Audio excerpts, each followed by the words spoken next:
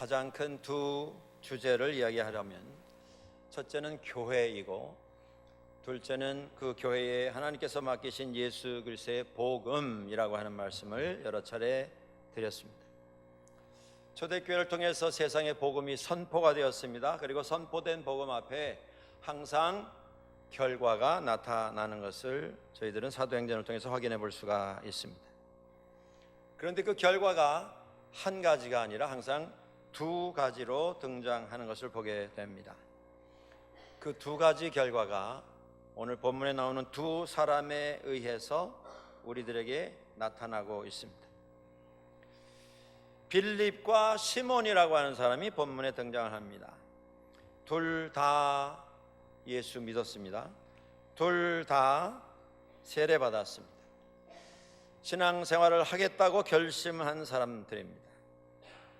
먼저 등장한 빌립이라고 하는 사람은 초대교회에서 7사람, 기도하여서 성령과 지혜가 충만한 사람, 성령과 믿음이 충만한 사람 7명을 뽑을 때에 그 중에 하나로 선택을 받고 교회를 섬겼던 사람입니다. 그런데 그가 예루살렘 교회를 섬기던 중에 스데반 집사가 잡혀서 돌에 맞아 처형을 당합니다. 그리고 스데반 집사의 죽음에서 끝나는 것이 아니고 그날 이후에 예루살렘 전체에 예수 그리스도를 믿는 자들에 대한 큰 핍박이 일어났습니다. 찾아다니면서 사람들을 끌어내서 폭행을 가했습니다.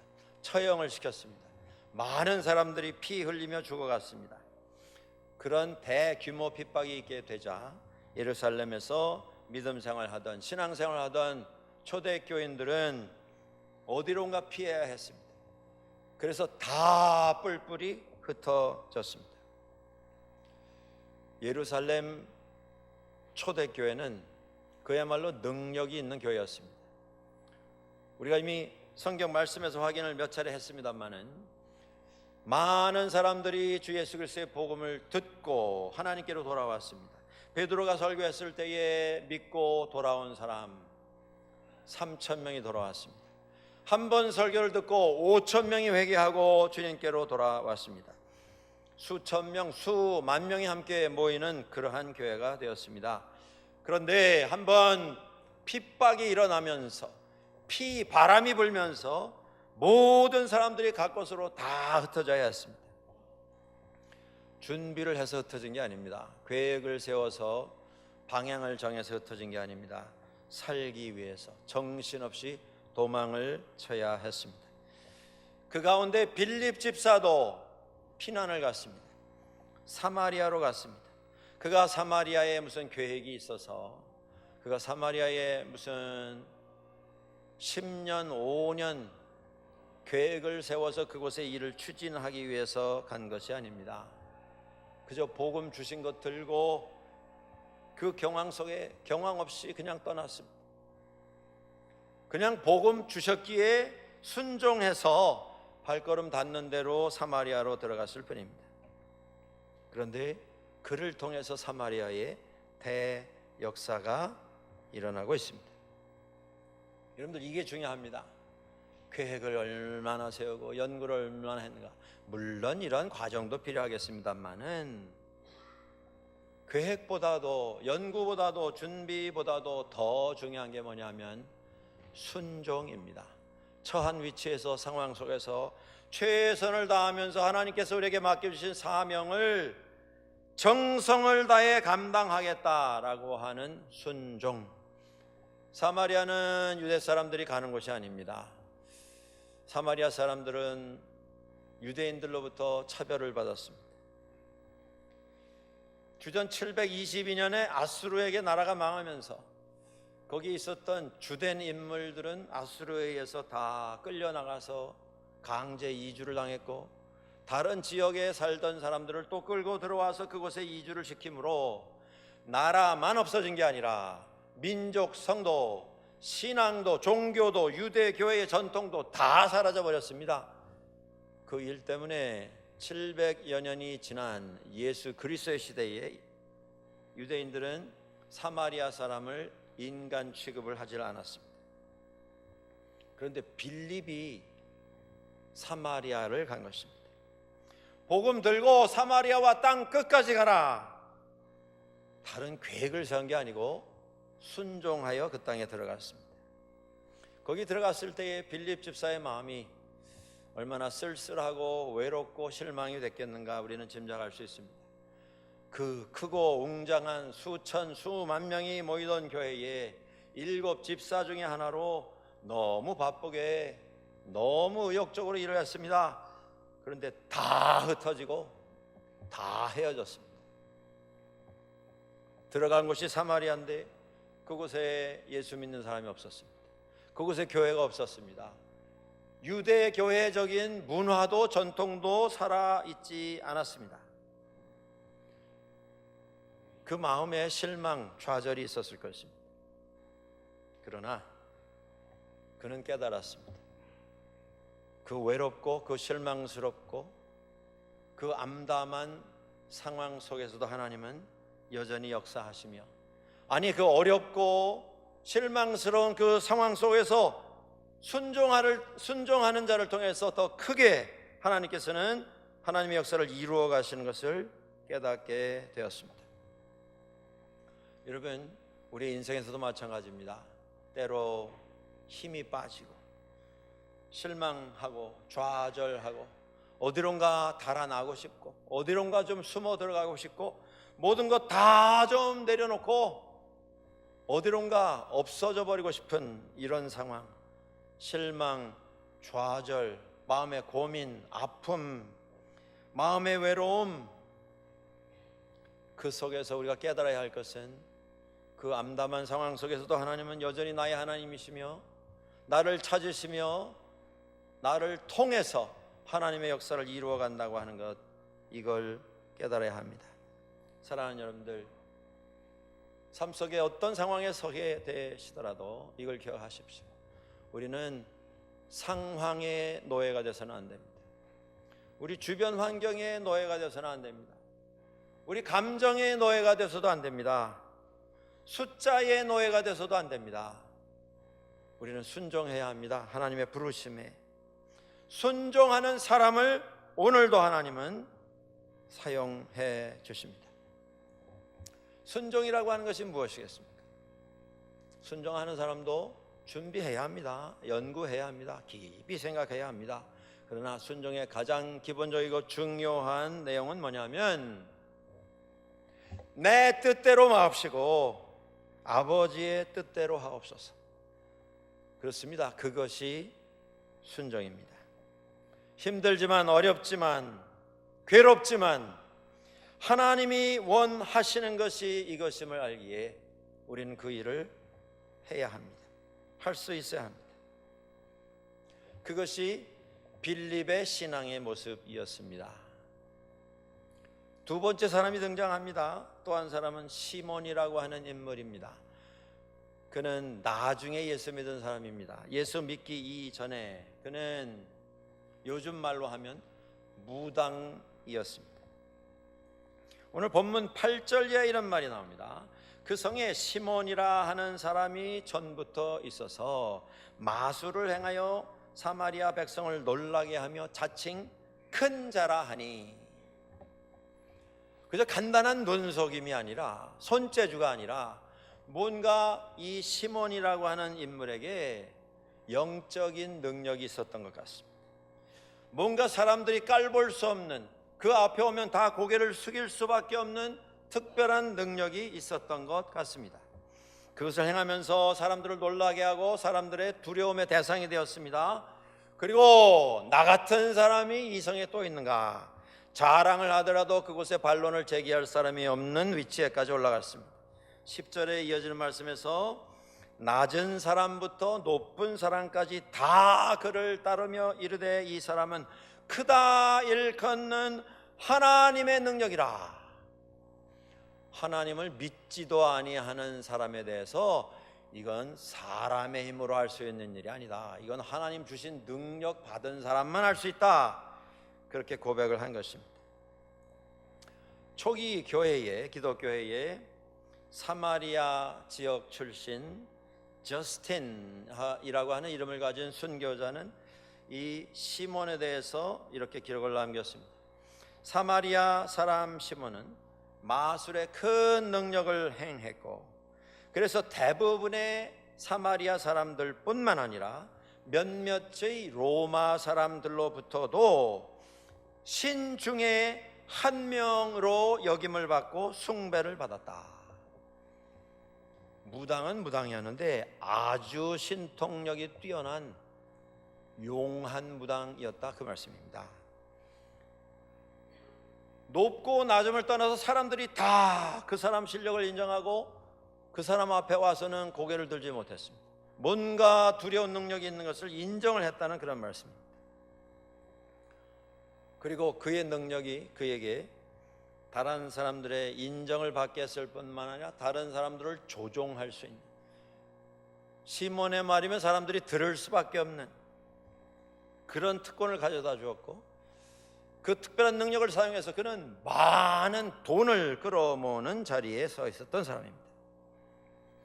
적어도 사마리아에 빌립이라고 하는 유대인이 등장하기 전까지는 그랬습니다. 빌립이 나타나서 예수 그리스도의 말씀을 전하기를 시작했습니다.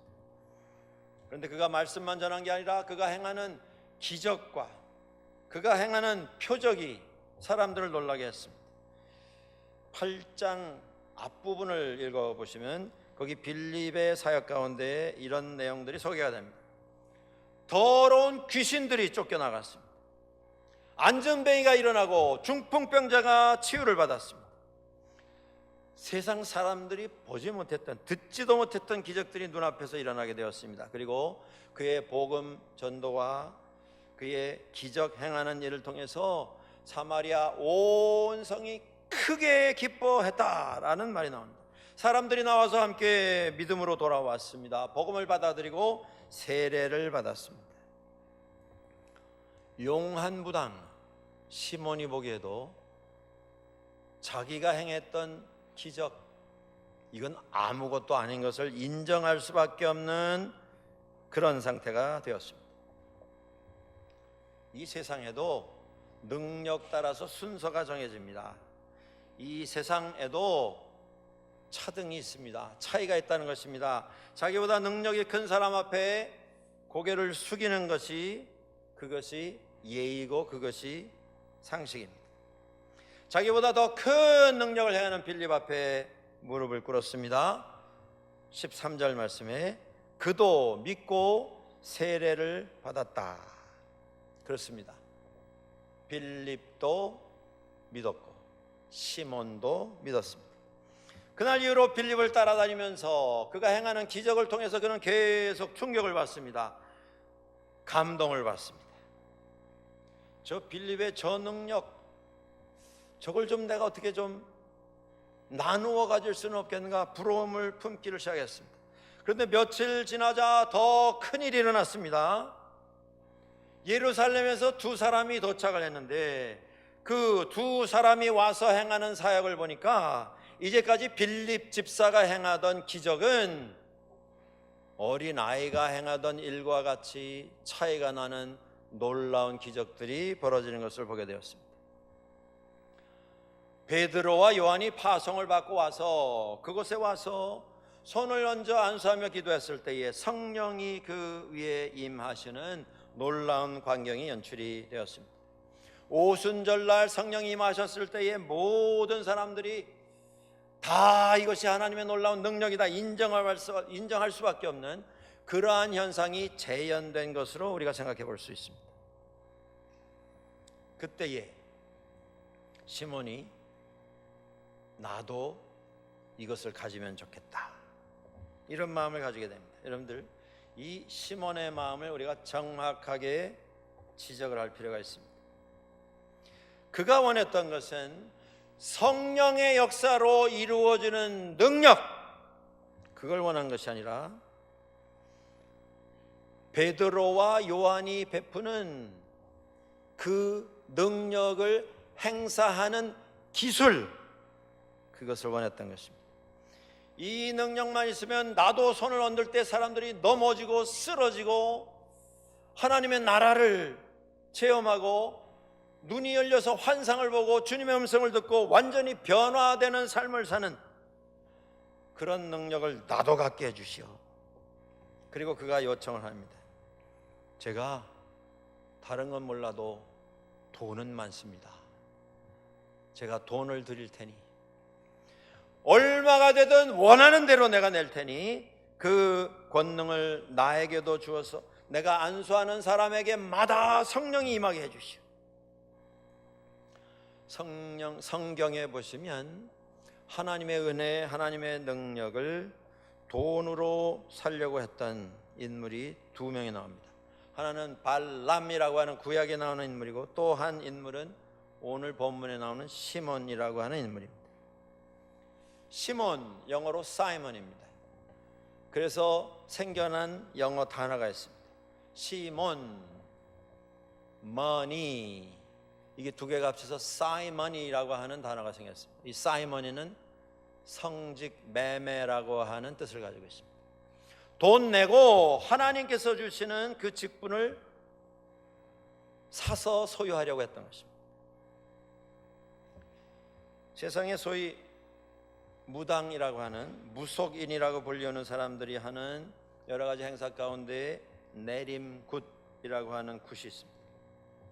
신이 내리는 이런 의식입니다.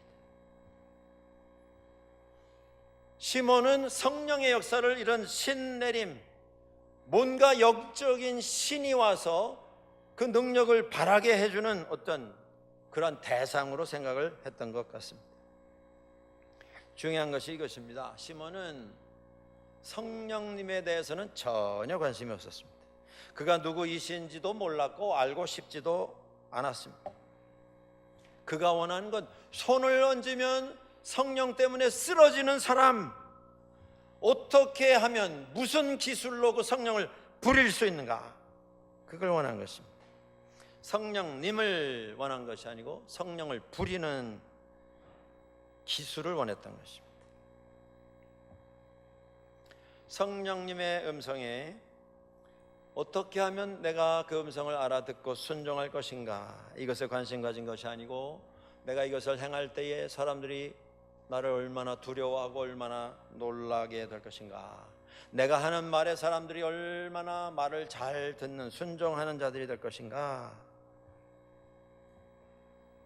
그것만 관심이 있었습니다. 여러분들, 이것이 21세기의 신앙생활을 하는 많은 사람들의 마음속에 찾아오는 유혹이라고 하는 것, 이걸 좀 기억할 필요가 있습니다. 어떻습니까, 여러분들?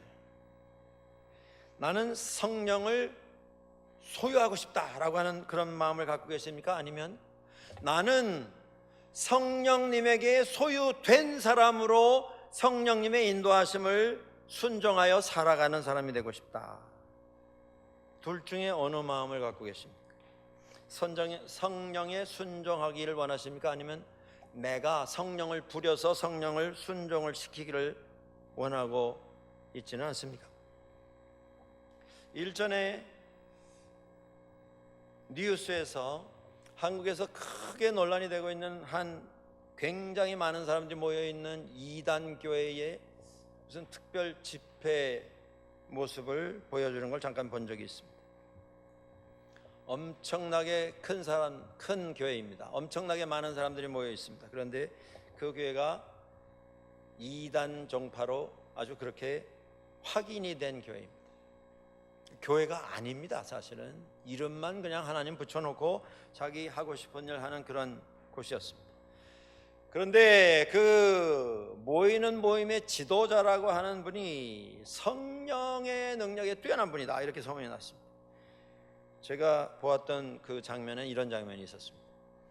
그 앞에 마이크를 들고 막 땀을 비 오듯 쏟으면서 이리저리 뛰면서 큰 목소리로 외치다가 손을 번쩍 들어가지고 성령을 받으라 하고 탁 손 치니까 저 한 20m 뒤에서 여자 한 분이 푹 날아가지고 뒤로 까닥 넘어가요.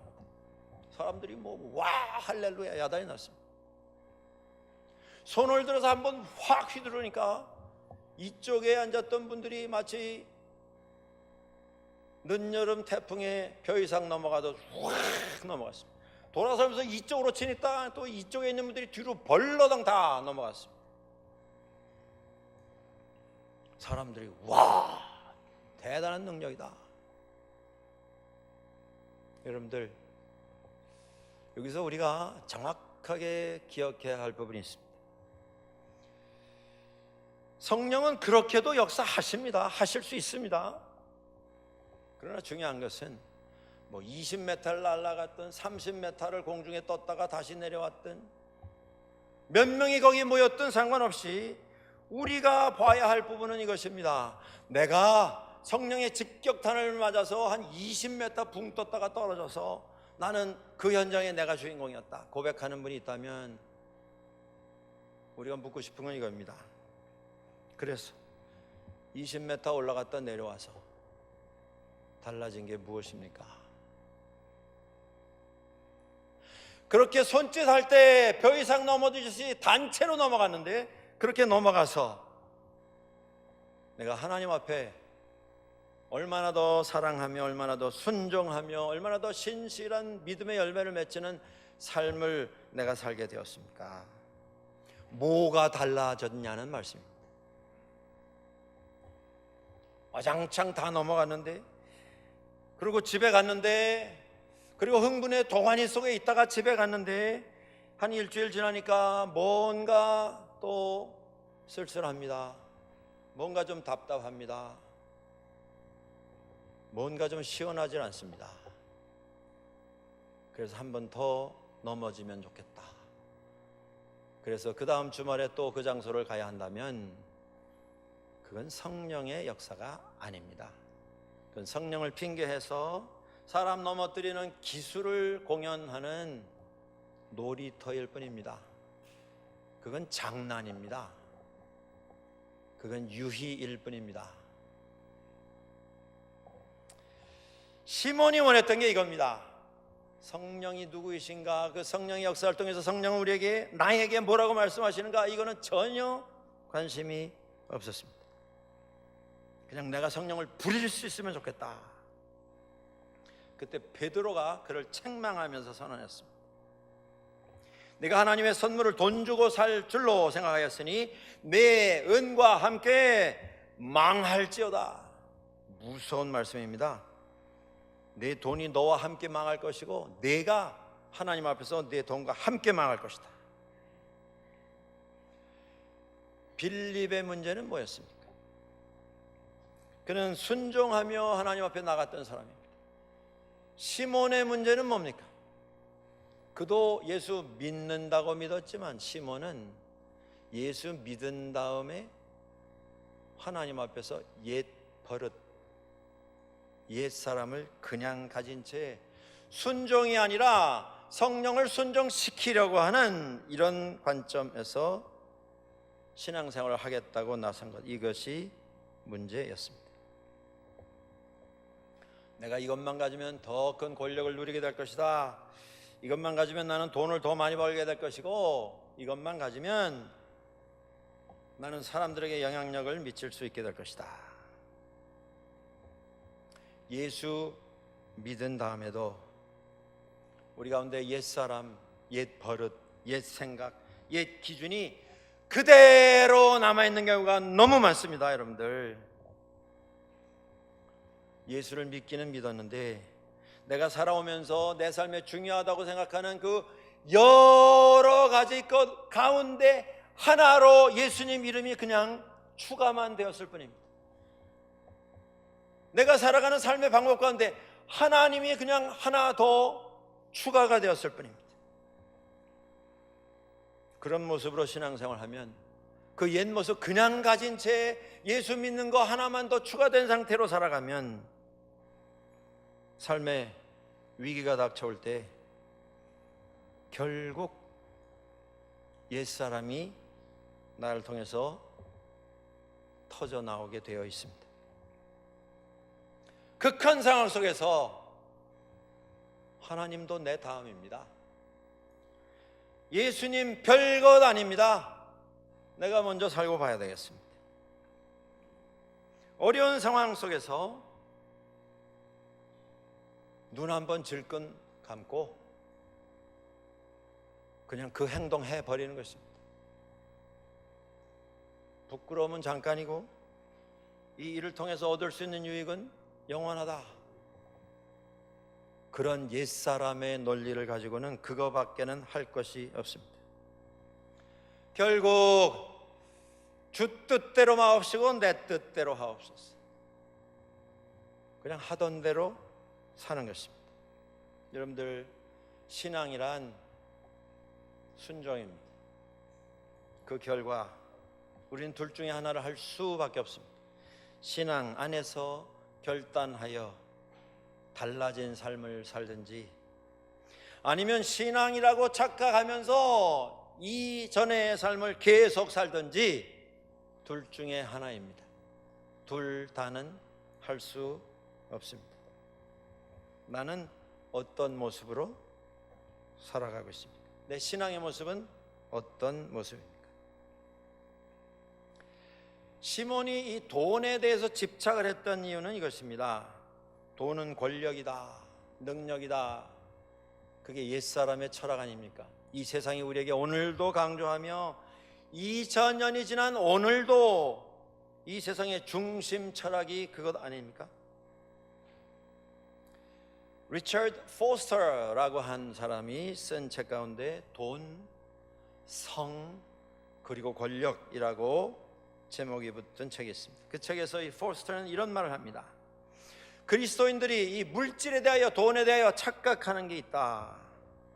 그 착각은 뭐냐 하면, 이 돈이라고 하는 건, 물질이라고 하는 것을 전적으로 중립적인, 비인격적인 하나의 대상으로 보는 것. 돈이 약한 게 아니고 돈을 쓰는 사람이 약한 거다. 돈은 아무런 힘이 없다, 중립적이다라고 생각하는 바로 그 부분이다. 계속해서 그는 이렇게 말합니다. 돈은 단순히 중립적인 교환의 수단이 아니라 그 자체가 생명력을 가지고 있는 권력이다. 예수님께서 물질에 대하여, 부에 대해서 가르치실 때에 그는 당시에 사용하셨던 아랍어가 아니고 아람어의 맘몬이라고 하는 단어를 사용하셨습니다. 그것은 물질의 신이라고 하는, 돈의 신이라고 하는 단어입니다. 주님께서 너희가 하나님과 재물을 겸하여 섬기지 못하느니라 하실 때에 사용하신 단어가 바로 이겁니다. 물질의 신. 물질은 사람을 설득하는 그런 권력을 가지고 있습니다. 돈에 대해서, 결국 물질에 대해서 노예 노릇하도록 만드는 그런 힘을 가지고 있습니다. 여러분들, 요즘 한국 교회의 초대형 교회 가운데 뭐 다 그런 건 아닙니다. 그죠? 한두 교회 때문에 이렇게 욕을 먹고 합니다만은 그 초대형 교회에 은퇴하시는 목사님들에 의해서 많은 무리가 되는 일들이 일어나고 지탄을 받는 이런 일들을 들어보셨을 것입니다. 평생을 목회하시고 그 교회를 위해서 희생하며 섬기셨습니다. 수십 년 목회 속에 그 교회가 몇만 명, 10만 명 이상이 모이는 교회가 됐습니다. 그런 교회에서 평생 목회하시다 은퇴하니 그 교회에서 그 목사님의 노후를 얼마나 잘 돌봐드리려고 노력을 하겠습니까? 편안하게 지내실 수 있는 큰 집을, 아파트를 사서 증여를 합니다. 그리고 돌아가실 때까지 교회에서 생활비를 지급을 합니다. 차도 새로 제공을 해드리고 거기에 필요한 모든 경비를 다 교회에서 감당을 합니다. 그러니 걱정하실 게 뭡니까? 거기다 또 노후에 연금 수령하십니다. 그런데 다는 아닙니다. 그저 몇 분이 이런 상황 속에서 은퇴 전부터 이런저런 사람들을 시켜서 노후에 사용하실 목적으로 비자금을 모아두셨다가 그것이 문제가 되어서 사회에 지탄을 받는 경우가 있습니다. 그런데 그 비자금이 100만 원, 200만 원이 아니고 100억, 200억. 집이 없습니까? 차가 없습니까? 생활비가 없습니까? 노후에 사용하실 비용이 모자랍니까? 차고 넘치는데 왜 이렇게 무리수를 두는 것입니까? 그 연세에 70, 80대 가지고 그 수백억 그 돈을 가지고 뭘 하시려고 그런 일들을 벌리는 것입니까? 여러분들, 이것이 돈이 권력이라고 하는 아주 대표적인 예입니다. 돈이 있으면 사람들이 말을 듣습니다. 돈이 있으면 사람을 모을 수 있습니다. 돈이 있으면 자기의 꿈, 자기의 야망, 자기가 계획하는 걸 진행할 수 있는 힘이 있다 착각을 할 때에 평생 하나님 교회 섬겨놓고는 마지막에 가서 이렇게 엉뚱한 일들을 저지르는 실패를 범하게 되는 걸 볼 수가 있습니다. 포스터가, 아까 말씀드린 포스터가 이런 말을 합니다. 물질이라고 하는 것은 하나님 나라의 선으로 사용되기 위해서 먼저 예수 그리스도의 피로 씻음을 받고 구원을 받아야 할 이 세상의 권력 가운데 하나이다. 그냥 아무 힘없는 종이가 아니라 정말 하나님 은혜 속에서 거듭나야 하는 대상이다, 이렇게 말하고 있습니다. 삭개오 이야기를 합니다. 그는 예수 믿고 망한 사람입니다. 대표적인 망한 사람입니다. 그가 예수님 믿고 주님 앞에 이렇게 고백을 했습니다. 내 소유의 절반을 팔아 가난한 사람들에게 나누어 주겠습니다. 그리고 제가 세리장으로서 세금 거두면서 잘못 거둔 액수가 있으면 제가 4배를 갚아주겠습니다. 절반은 잘라서 가난한 사람 나눠주고 나머지 가지고 4배 보상하면 남는 게 뭐가 있겠습니까? 아마 돈을 빌려야 됐을지도 모르겠습니다. 그런데 그 고백이 있고 나서 주님 말씀하셨습니다. 오늘 구원이 이 집에 이르렀다. 물질이 주인이 아니라 이 세상의 물질만 가지면 내 노후에 내가 여전히 떵떵거리고 여전히 편안하고 사람들이 다 내 말 듣고 내 영향권에 들어와서 내가 시키는 일 할 수 있는 상황이 만들어질 것이다 라고 하는 그 착각에서 벗어나라는 것입니다. 그게 신앙입니다. 꿈 깨라는 것입니다. 그게 신앙입니다.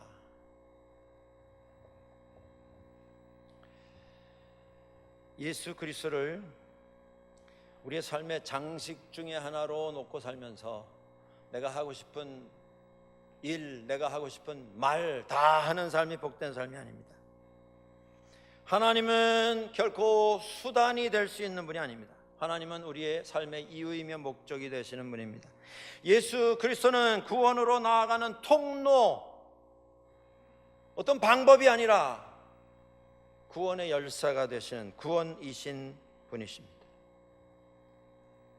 우리는 믿음에서 어떤 신앙의 열매를 맺으며 살아왔습니까? 베드로가 말했습니다. 너의 이 악함을 회개하고 주께 기도하라. 혹 마음에 품은 것을 사하여 주시리라. 예수 믿었다고 하면서 말만 예수 믿었지 마음에 들어있는 옛사람의 모습은 그냥 가진 그 모습을 하나님께서 보십니다. 그리고 그럼에도 불구하고 하나님께서는 그를 기다리시고 그를 용서하기를 원하셔서 그에게 기회를 주십니다. 베드로가 말했습니다. 회개하라. 유진 피터슨이라고 하는 잘 알려진 신학자가 있습니다. 이 회개하라 라고 하는 이 문장을 그는 요즘 말로 이렇게 표현을 하고 있습니다. Change your ways and now. 너의 길을 바꾸어라. 너의 길을 돌이켜라. 그리고 지금 해라. 지금 해라. 하나님 앞에 돌아가기 위해서 내가 바꿔야 할 것이 있습니다. 가장 중요하다고 생각하는 내가 소중하게 여기는 그것을 포기해야 합니다. 내 자존심, 체면, 내 인격, 내 교육적 배경, 자긍심, 내 자랑, 그렇게 믿고 끝까지 가면서 혜택을 받으려고 했던 돈에 대한 환상, 나의 죄를 고백하는 것입니다. 인정하는 것입니다. 회개하는 것입니다. 심판은 무서운 것입니다. 두려운 것입니다. 그러나 하나님은 심판 이전에 은혜로 우리를 받아주십니다. 주님께 돌아가야 합니다. 그것이 신앙의 종착점입니다. 사랑하는 여러분들, 우리의 신앙을 다시 한번 돌이키시기 바랍니다. 빌립도 믿었고 시몬도 믿었습니다. 결과는 영 다른 그러한 것이었습니다. 우리의 결과는 무엇이 되어야 할지 선택하고 결단하는 이 시간 되기를 주의 이름으로 축원합니다.